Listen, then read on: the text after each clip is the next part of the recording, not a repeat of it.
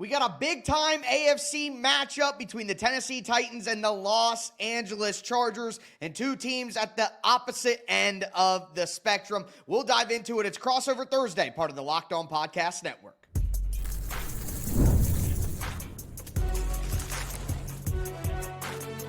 You are Locked On NFL Crossover, part of the Locked On Podcast Network. Your team every day.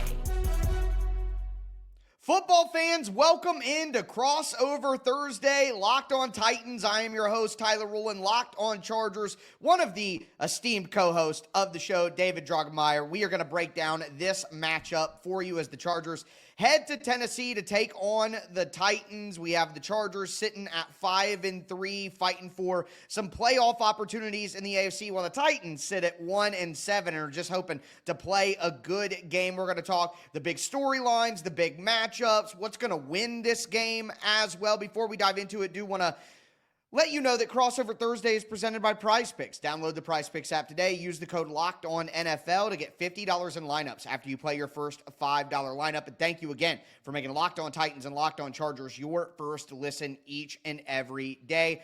Well, David, I feel like you're one of the hosts of the show, and the Chargers match up with the Titans. It seems like we see each other every single year. Somehow these teams have just played a lot over the last 5 to 6 years, it feels like, and they head into this game in two very different places, with the Chargers obviously having a pretty good season, the Titans struggling a little bit.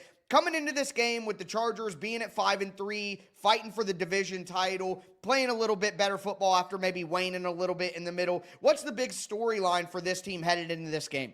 I would say the biggest story for the Chargers heading into this game is you absolutely have no excuses. You have to win this game. Like, when you're going up against this Tennessee Titans team, the Chargers have a very tough schedule following this game before they get to their bye week in 3 weeks from tonight. So the Chargers just really, they can't afford to lose this game. They can't afford to overlook the Titans.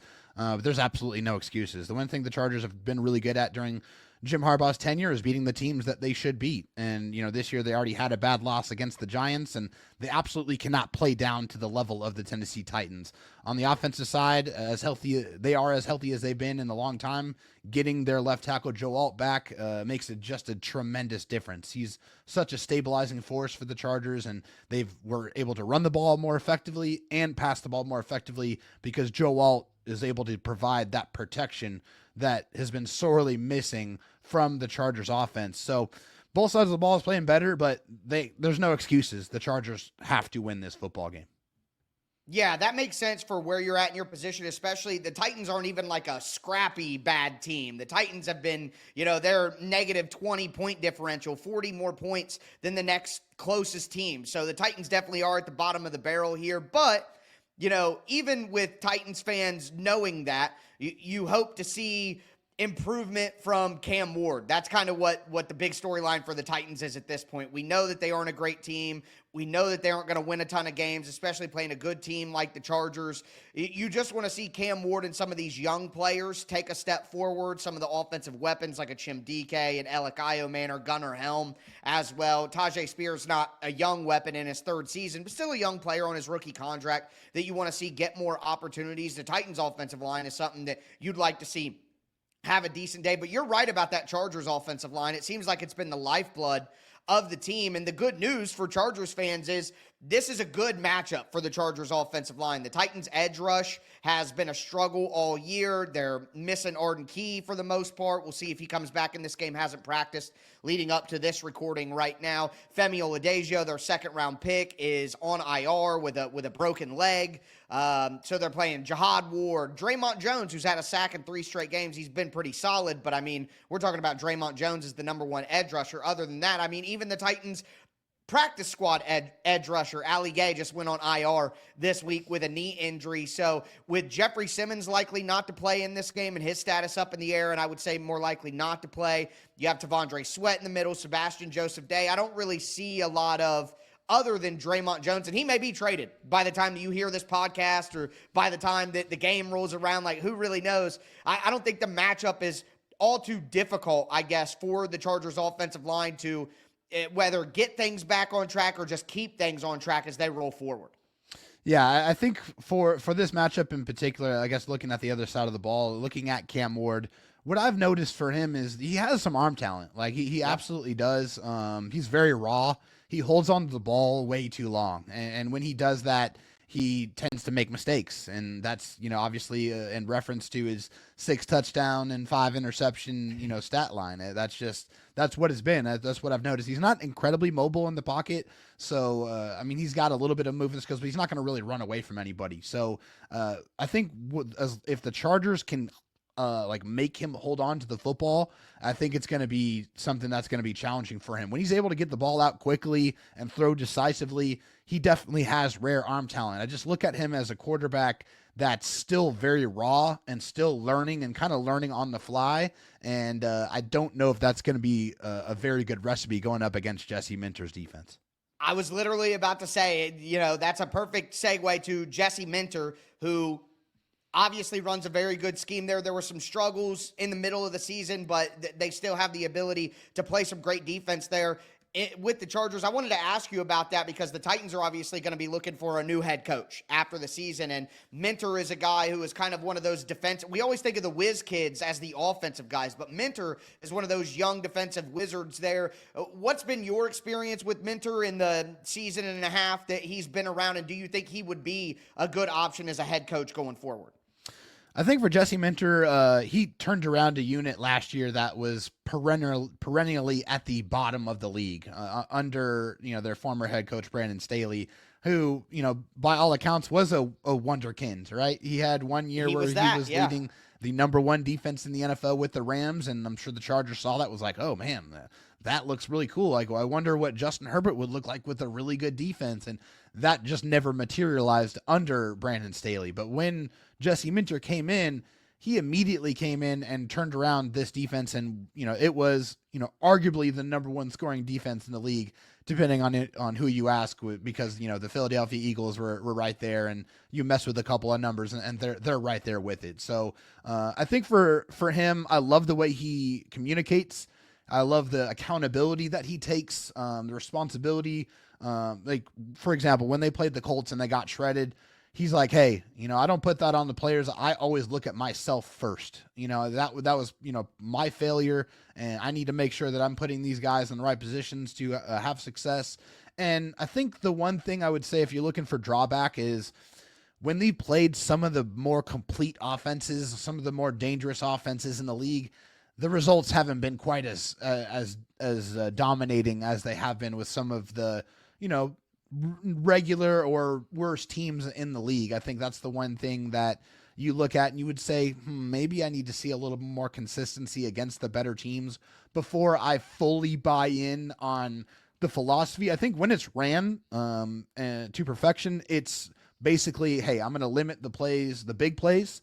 I'm going to be a little bit more allowing on the run game, allow them to kind of to get that, but it's death by 1,000 paper cuts. They want to make you execute all the way down the football field and basically wait for you to make a mistake. And, that's happened for the most part pretty well, but some of those better offenses like the Colts a few weeks ago made the Chargers defense look really bad. Now, that was with the caveat of Khalil Mack playing 11 or 12 snaps. And, he's such a difference maker against the run that, his presence is sorely missed. But Jesse Minter as a leader, I'm fully already on board with him, and his coaching staff has been phenomenal. Their ability to get guys ready on a short, really, really short notice, get them in, get them ready to play, and see them actually be productive is very, very rare and something I haven't seen in previous coaching staff. So Jesse Minter, I think he is absolutely a head coach. I don't know if it's this offseason, but I have absolutely no doubt that he will be leading a team in very short order.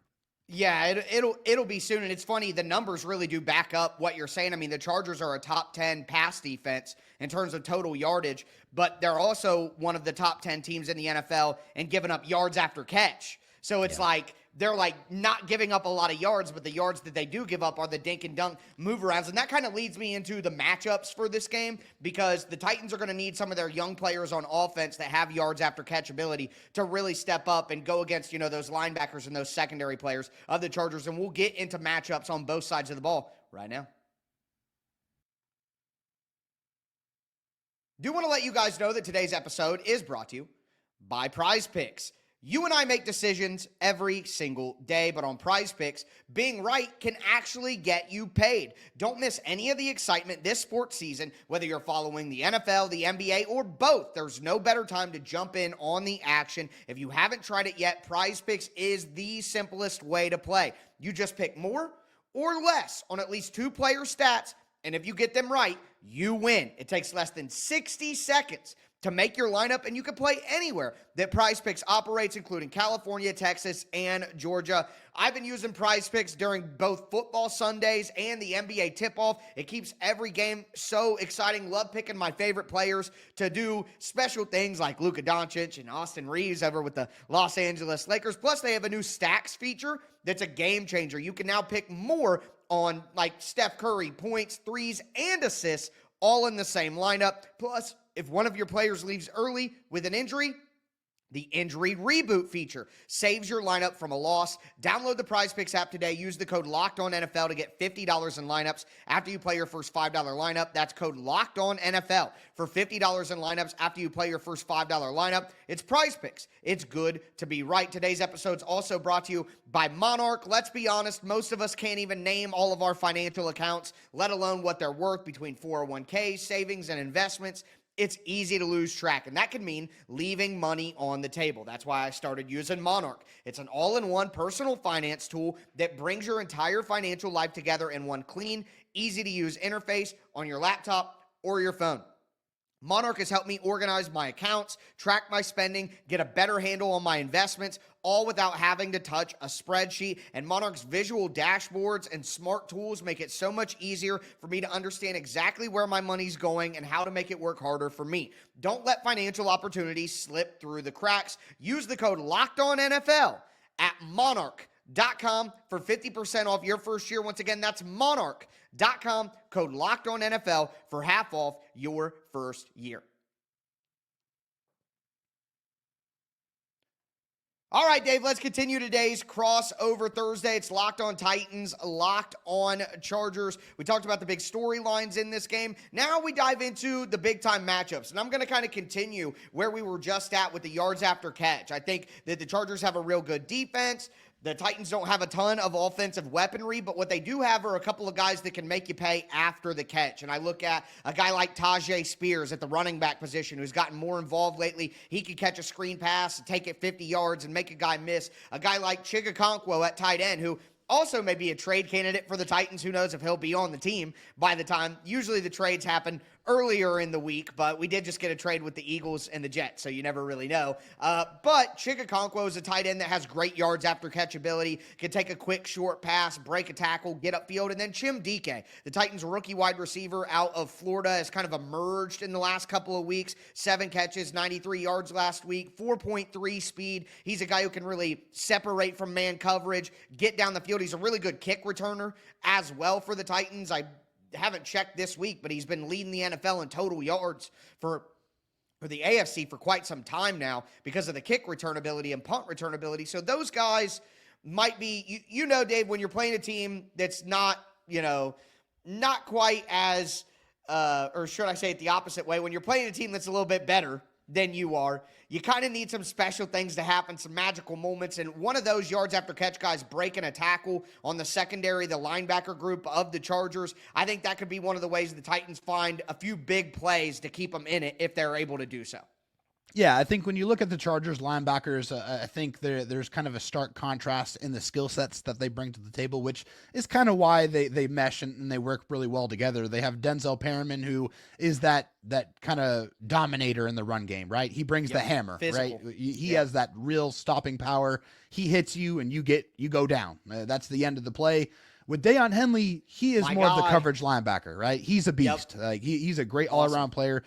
Kind of had a couple of down weeks by his standards. Because, I mean, to me, I think he's one of the best young linebackers in the league, just from an all-around skill set standpoint, being able to cover, being able to run, being able to, be there and run support, being able to blitz. Like, he really has a very well-rounded skill set. So, as far as, pass coverage, I really wouldn't be going after Deion Henley as much. No. But if you can get, an opportunity where you're lined up on Denzel Perryman, not quite the same level of coverage. Now, in those obvious passing downs, they're probably going to pull him off the field and probably put Troy Dye on the field if they need somebody covering. He's a little bit better of a coverage linebacker than Denzel Perriman is, but they all have their things that they do that they bring to the table, and I think that brings me to what I think is one of the big matchups here is the Titans line versus the Chargers pass rush.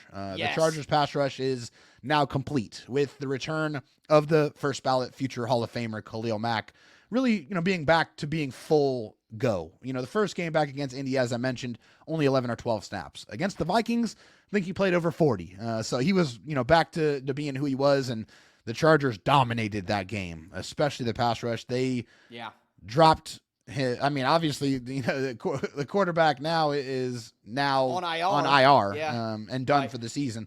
He should never have played in that game anyway. Carson Wentz was already beat up and hurt, and the Chargers made that a lot worse. But now they have Khalil Mack and Tuli Pelotu and Odafe Owe, who has been a great addition to the Chargers, pass rush. And the Titans line has allowed 10 pressures or less in back-to-back games. So that's good for them. That's improvements. But they're going to be going up against a legitimate unit that will cause real havoc. So if the Titans struggle on those early downs, get ready because the Chargers are going to release the hounds. Well, the problem is that the Titans have historically struggled on early downs. They have the longest average yards to gain on third downs in the NFL. It's been very, very difficult on early downs for the Titans to get anything going. I do move to the other side of the ball for my next matchup, and something that Chargers fans may not be fully paying attention to because the Titans are bad and these are smaller moves and things like that in the grand scheme of things. The Titans have gotten rid of two of their starting cornerbacks in trades so far this year. They sent Jarvis Brownlee Jr., a second-year outside corner, to the Jets. He's been the Jets' best player in the last couple of weeks, so that for a sixth-round swap. Yeah, right. Awesome. Yeah. Love that. And then they just traded Roger McCreary, their good slot cornerback, to the Los Angeles Rams. Now, McCreary was on the last year of his deal. The Titans weren't going to bring him back because he doesn't fit their skill set of the new regime. Sure. All right, that makes sense. But regardless, those two guys are out of the picture, and now L'Jarius Sneed is on injured reserve with a quad injury where he missed most of last season with that quad. He'll probably never play for the Titans ever again, realistically.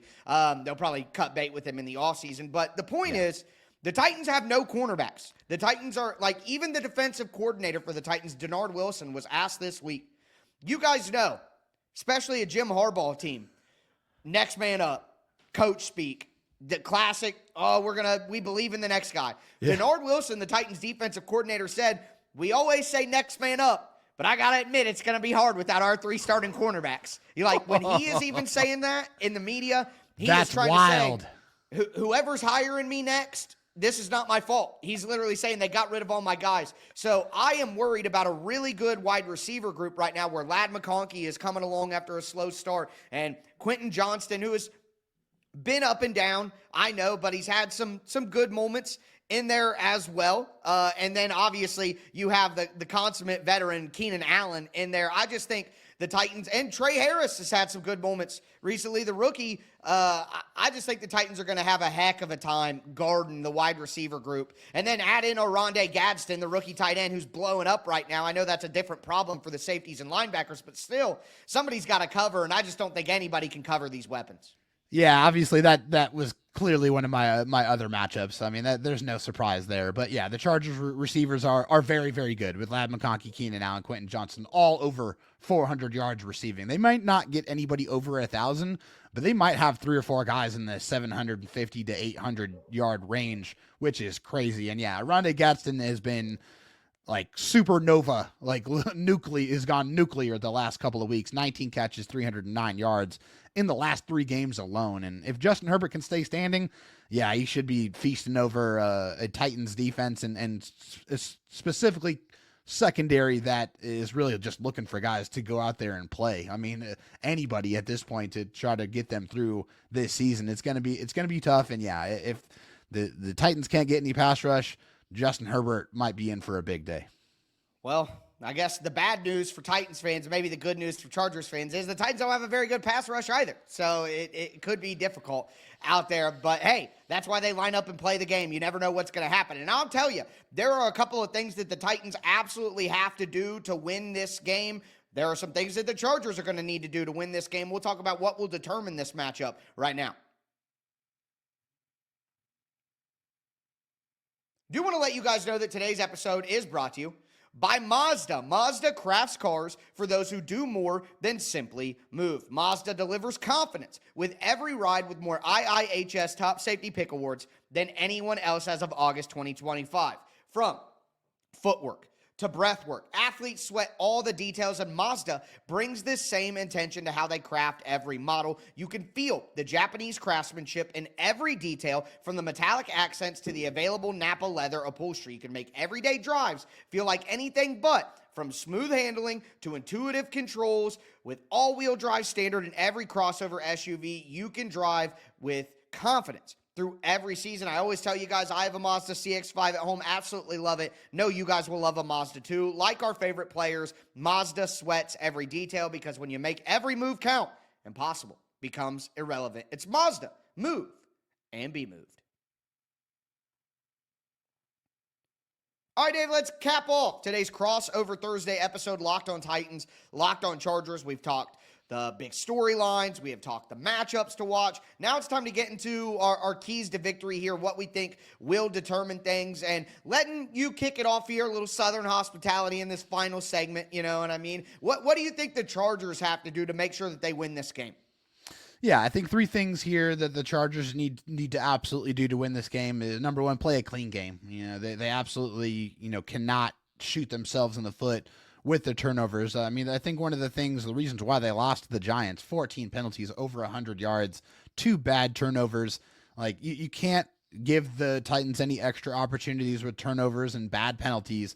The offense has to keep cooking. The Chargers offense is getting healthier, and they've been putting points on the board. Last 3 games, averaging 30 points per game. They've also played some complimentary football, 133 rushing yards, over 300 passing yards over their last 3 games. Justin Herbert has to continue to use his legs when there's opportunities to do that. He's a very, very underrated scrambler, a good runner, very, very good athlete. And they're going up against a defense that's ranked 29th in points allowed at 28.8 per game and has given up 30+ in back-to-back weeks. And then the last thing is the Chargers need to keep improving in the red zone. After being one of the worst scoring offenses in the red zone in the NFL, they finally got right against the Vikings, where they were successful on 3 of their 4 trips. The Chargers got to get touchdowns over field goals. The Titans are decent in the red zone. They're 15th so far this year. And last year in a really bad loss to the Cardinals, the Chargers kicked 6 field goals. So you can't do that. You cannot do that in this game. You got to put points on the board. You got to score touchdowns. And over the last 4 weeks, the Chargers' red zone defense is 4th worst in the league. If this doesn't improve, the Titans could hang around. So got to be better on both sides of the ball in the red zone if you want to win this game. Yeah, 100%. I go back to the turnovers that you started with, because when looking at what has kind of doomed the Chargers in their 3 losses this year, they've lost the turnover battle 5-1. That's now, correct. Because the Titans don't get a ton of pressure on defense, it makes it hard to create turnovers now. Those things kind of go hand in hand. But again, when you're the Titans and you're 1-7 and you're playing a 5-3 Chargers team, you kind of need to get lucky to win the game. You need the Chargers to be bad more than just yourself to be good. The best version of the Titans, I don't know if it beats an average day for the Chargers. So the Titans kind of need the Chargers to play poorly too, and winning that turnover battle would help. But I think one place where the Titans don't necessarily need luck to get it to go their way, but it can go their way, is in the run game. The Titans' run game has been terrible. They're bottom 3 in the NFL in running the football. They just can't do it. It is a bit of a surprise. I think the offensive line has been better than maybe what some of the numbers say, but they have not been better than what the numbers say in the run game, and that's been a bit of a shock. But over the last 5 weeks, last week against the Vikings, you're right, the Chargers dominated. They only gave up 34 rushing yards, but the 4 weeks before that, 161 in the loss to the Giants, 163 in the loss to the Commanders, 137 in the win over the Dolphins by a little bit, 120 in the loss to the Colts. Now, the Titans' offenses aren't those offenses, But at the end of the day, there is some susceptibility to running the football on the bad days for the Chargers. So if the Titans can get some turnovers and run the football and keep the ball out of Justin Herbert's hand, which it's crazy. We barely had to talk about Justin Herbert because there's so many other things going on. Like, that's the formula, is keep the ball away from the Chargers' explosive offense that it can expose your defense, and for the Chargers offense to give the Titans a few more opportunities to do that with some turnovers. It's the classic underdog formula: run the ball, get turnovers. But that is what the Titans have to do to find a way to win any game, not just this one. No, yeah, I mean, you absolutely spelled it out for the Chargers, and when they lose the turnover battle, when they give up and just get absolutely gashed in the running game, then yeah, like, the opponents have a much better chance to win. It absolutely has shown itself throughout the entire season. And, you know, hey, honestly, like, I like Tony Pollard, but the guy who scares me in the backfield is Tyjae Spears. I mean, that guy's got the home run ability. Like, Tony Pollard's a physical runner. Like, he runs bigger than I think that he really is. And like, I see that and I appreciate that, you know, but Tyjae Spears is the home run hitter. He's the guy that can take it the distance, and he's the guy that kind of scares me in the backfield. And yeah, I mean, that's definitely one thing going into every game that the Chargers play, that the rushing attack going against them is definitely scary. Now, when Khalil Mack is back in the lineup, he makes a huge difference because he can actually set the edge. He has the strength, the physicality, and the violence to be able to set the edge, and not, because that's been a huge issue. When he's not there, it's like night and day. Like, the opposing offenses were like, well, just run it to the outside. They can't touch him. And like, it happened, believe me. Like, they did it to great effectiveness because there was not anybody there that could really physically set the edge. Now that Mack is there, he can do that at a real, and Thule can do that too, but they would just run away from Thule. So now that they can't do that, it's a lot more difficult for opponents to run the ball to the outsides, but still an issue that every week I am very concerned about. Yeah, it's going to be something that the Titans are going to have to find a way to run the football if they have any chance. But I got to tell you, you know, I don't know about score prediction, all that, but I would imagine the Chargers find a way to pull this one out. I would imagine you feel similar.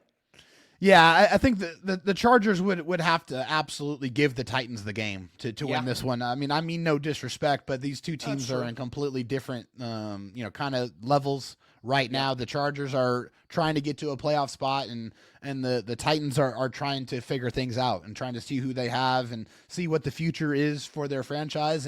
And quite frankly, the Chargers cannot allow themselves to lose this game. They can't. They have to show up. They have to give the Titans their respect by going up and doing what they should do, which is winning this game. They absolutely can't disrespect them by overlooking them, looking towards the Steelers. That can't happen, because that's how you lose games like this. The Chargers have to come in focused. I think with Jim Harbaugh, they will. And yeah, I do expect the Chargers to win this game.